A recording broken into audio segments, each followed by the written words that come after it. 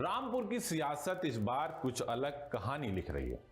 जिस सीट पर दस्तों तक आजम खान और उनका परिवार चुनावी राजनीति की पहचान रहा, वहां 45 साल बाद सन्नाटा है। जी हां, 1977 के रामपुर शहर विधानसभा सीट पर आजम खान की मौजूदगी सिर्फ एक नेता की नहीं बल्कि एक पूरे राजनीतिक दौर की पहचान थी। मंत्री पद, नेता प्रतिपक्ष, राज्यसभा, लोकसभा तक पहुंचने वाले ये सियासी यात्रा अब एक ठहराव पर दिख रही है।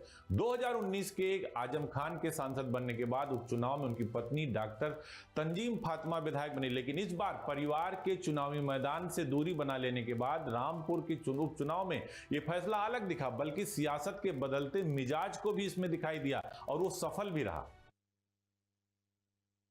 सियासत की दुनिया में कुछ सीटें ऐसी होती हैं जो सिर्फ विधानसभा क्षेत्र नहीं बल्कि एक नेता का ताज और तख्त होती है। रामपुर शहर सीट ऐसी ही है जहां 45 साल से एक ही परिवार का हुकूमत चलता रहा है, वो है आजम खान का परिवार। लेकिन रामपुर के एक सियासी किले में एक ऐसी खबर आई जिसने पूरे उत्तर प्रदेश की राजनीति को चौंका दिया था। खान परिवार ने इस उपचुनाव से अपने को पूरी तरह से किनारे कर लिया था। यह सिर्फ एक चुनाव से पीछे हटना नहीं था बल्कि एक युग के सियासी विराम की घोषणा है। आजम खान और रामपुर ये दो नाम एक दूसरे के पर्यायवाची रहे हैं। 1977 में पहला चुनाव हारने के बाद इस सीट ने कभी उन्हें निराश नहीं किया। 1980 से लेकर अब तक 10 बार लगातार जीत का रिकॉर्ड आजम खान ने बनाया। वो विधायक बने, मंत्री बने, नेता प्रतिपक्ष बने और राज्यसभा सांसद भी रहे। जब 2019 में उन्होंने लोकसभा के लिए विधायक का पद छोड़ा, तब भी विरासत टूटने नहीं दी। उनकी पत्नी डॉक्टर तंजीम फातिमा फौरन मैदान में उतरी और जीत दर्ज की। रामपुर का सिंहासन हमेशा खान परिवार के पास सुरक्षित रहा, लेकिन इस बार कहानी बदल गई थी। 45 साल में पहली बार खान परिवार का कोई सदस्य रामपुर शहर के चुनावी मैदान में नहीं था। ये ऐतिहासिक ब्रेक कई सवाल खड़े करता है। क्या लगातार मुकदमे, जेल और प्रशासनिक उत्पीड़न ने इस परिवार को थका दिया है?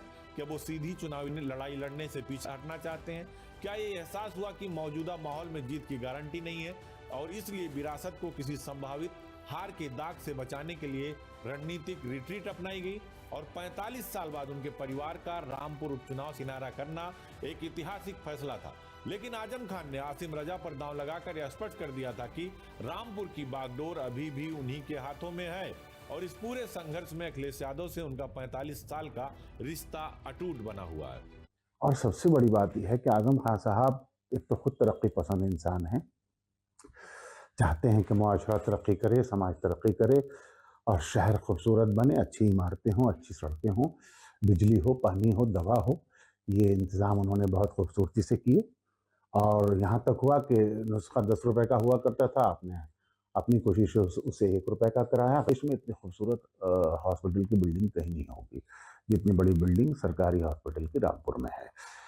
और एजुकेशन से उनको बहुत मोहब्बत थी, है और हयात रहेगी।